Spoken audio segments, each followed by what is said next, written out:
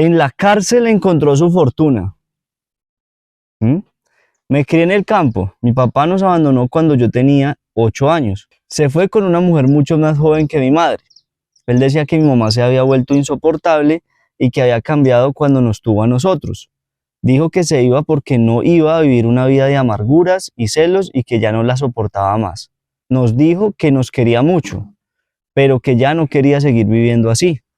Desde ese momento que nos dijo la cruel realidad, lo volvimos a ver por ahí unas 3 veces y después nunca más se apareció. Mi mamá quedó completamente sola y con eso se vinieron muchas cosas, pues ella no había estudiado ni mucho menos tenía trabajo. Era mi papá el que la sostenía. Mi papá vendió la finca donde vivíamos, no era muy grande, pero se fue también con la plata y no le dejó nada a mi mamá. Todo ese duro movimiento de situaciones no acababa ahí. Mi mamá no sabía para dónde ir con nosotros, sus hijos. Fue un momento de muchas necesidades, nos tocó vender dulces, mi mamá vendía rifas y chances y lo que se atravesara para poder sostenernos. Íbamos a la escuela, pero debía todo.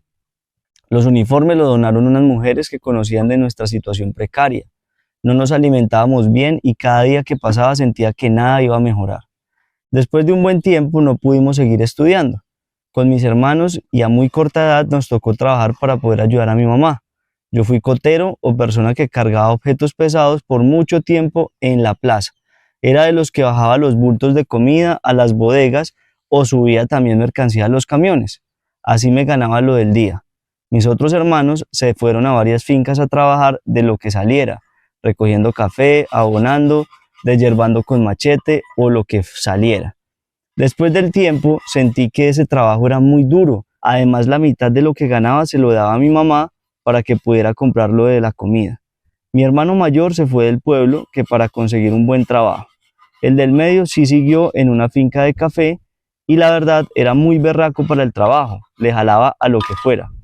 Después con el tiempo me fui a trabajar en una finca de café, donde duré como 3 años en esa finca. Recogía café y de vez en cuando me ponían a fumigar. Pero lo mío era la guadaña. Mi hermano, el del medio, que se llama Ramiro, me dijo que tenía un buen negocio en mente. Me empezó a contar acerca de un plan que tenía en mente. Me dijo que estaba viendo cómo había un camión que se llevaba el café seco de la finca. De ahí lo llevaban al pueblo y luego de la bodega del pueblo cargaban una tractomula. La llenaban completa, es decir, 28 a 30 toneladas. Esa carga en dinero y en ese tiempo era muchísimo dinero, pues el café tenía un precio muy alto. Él me dijo que le iba a hacer seguimiento a los días y los horarios de cuándo cargaba la tractomula y de la ruta por donde viajaba. Ya pues, yo no entendía cuál era la motivación para saber todos esos datos y me quedé mirándolo y le pregunté para qué todos esos datos. Él me dijo, esos datos nos harán millonarios, vamos a robar ese tractomula. Le dije, Ramiro, ¿se volvió loco? Me dijo, no, estoy más lúcido que nunca. Me cansé de ser pobre, no quiero seguir viviendo el día a día sin ver que el futuro cambie. Yo no nací para ser pobre. Me asombró mucho las palabras de mi hermano, le dije que yo no le jalaba eso, que quería mejor ser humilde y no ladrón.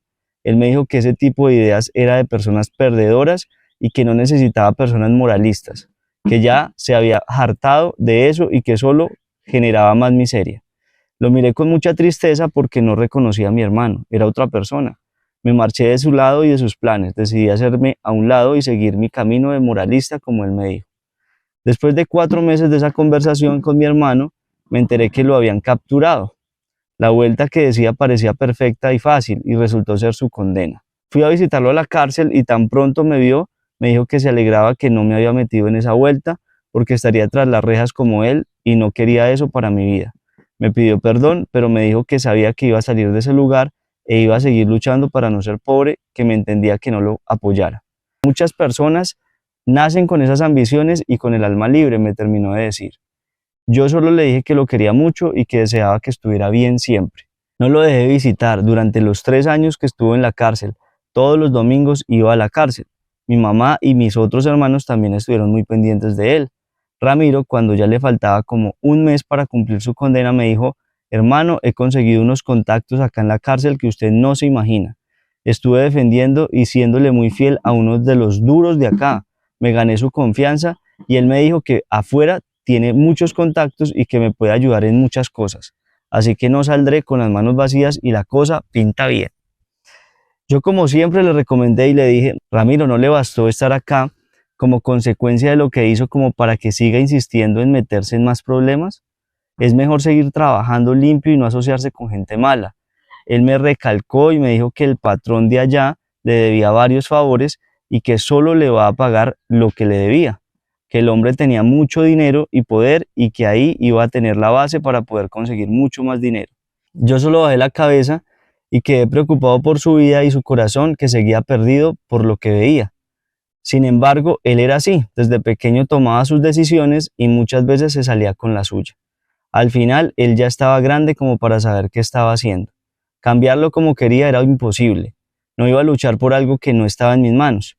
Lo único que quería que supiera Ramiro era que yo estaba con él, pero que no lo apoyaba en sus asuntos torcidos.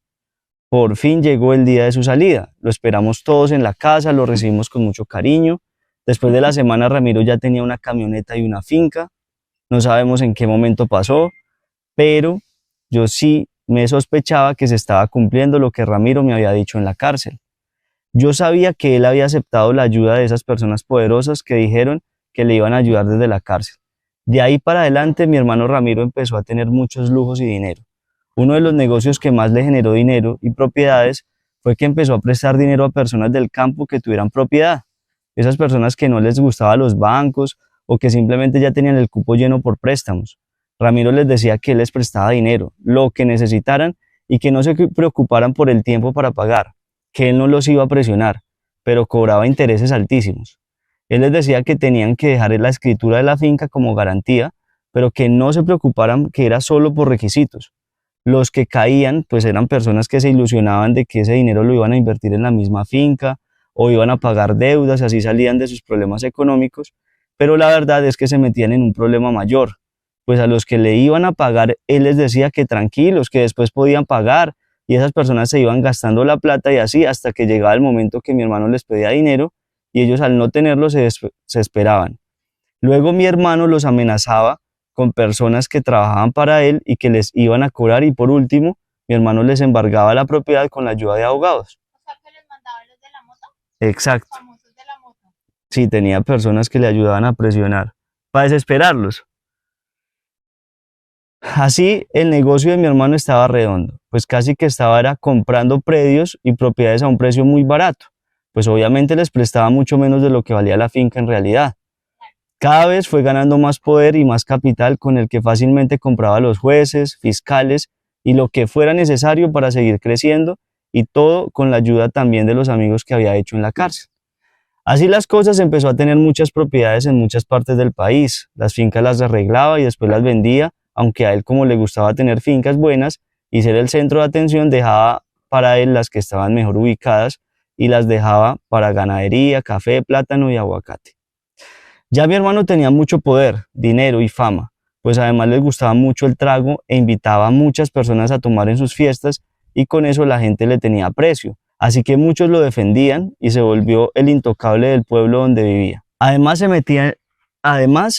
metía en la política y apoyaba a los candidatos, y cuando eran alcaldes les devolvía los favores, y así seguía ganando más dinero por medio de los contratos que ellos le daban para pagarle los favores que él les hacía cuando eran candidatos.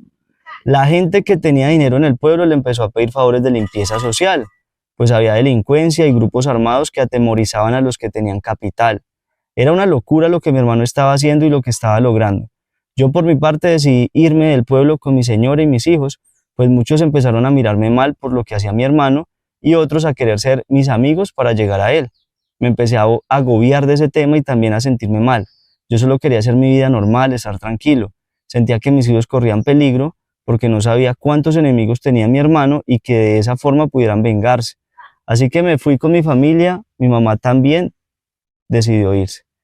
Ramiro lo entendió, a cada uno nos dio un apartamento en la ciudad para que viviéramos cómodos. Fue una ayuda muy grande, aparte que Ramiro era muy buen tío y les daba muchas cosas a sus sobrinos. Siempre me decía que se acordaba mucho del apoyo que recibió de parte mía en la cárcel cuando no era nada, que me quería dar todo. Para serle sincero, yo no me negué, le recibía todo lo que mi corazón quisiera darme y empecé a tener una vida privilegiada. Lo recibí sin culpas. Él tenía mucha plata y quería darme. No quería negarme a eso, pues desde pequeño sufrimos mucho el no tener nada. Al fin y al cabo, si yo no lo recibía, se lo iba a dar a otro o lo iba a malgastar en fiestas y borracheras. En este momento, él sigue siendo dueño de muchas propiedades y cada vez más millonario. No se imaginan lo que tiene por todo el país, pero lamentablemente tiene cirrosis, él toma muchísimo, le encanta la vida de mujeres, rumba y tomar y tomar. Ya le han hecho trasplante de hígado. Con toda la plata que tiene lo ha logrado. El problema es que sigue tomando porque piensa que con el dinero podrá comprar otro hígado y hacerse otro trasplante, pero ya los médicos le dijeron que es imposible hacer otra cirugía de esas por su edad y porque no es justo que sigan las mismas condiciones. Que si le da de nuevo otra recaída, no solo el hígado se va a ver afectado, sino otros órganos. Ahí es donde digo que el dinero no lo es todo. Actualmente está muy enfermo y el dinero no ha podido suplir su necesidad de poderse sanar. Aún así sigue con su problema de alcohol. Nada ha podido mejorar esa crisis que tiene en su vida. ¿Para qué tanto dinero si tiene tantos problemas internos que lo llevan a depender del alcohol? Uf, buen punto. Historia tremenda. Tremenda esta historia, queridos seguidores. Ustedes ya saben, tienen que compartir, darles like, reaccionar y bueno, comentar sobre esta historia que le pasó al seguidor, al hermano del seguidor, muy dura. ¿Será que los seguidores tienen, o los que están viendo esto, tendrán algún familiar que dependa del alcohol? Muy duro esta situación. Lo que sigue con este seguidor, o sea, con el hermano, porque no ha terminado, sigue enfermo, sigue tomando y muy complicada la situación. En fiestas. En fiesta rumbo alcohol. Lo que La pasa es que plata no lo es todo. No me he invitado. ¡Chao! Te amo. Nos vemos en el próximo video. ¡Pilas! Adiós. Detrás de cámaras. Bremiel. Uy. Ahí va. ¿Ya? Y bueno, y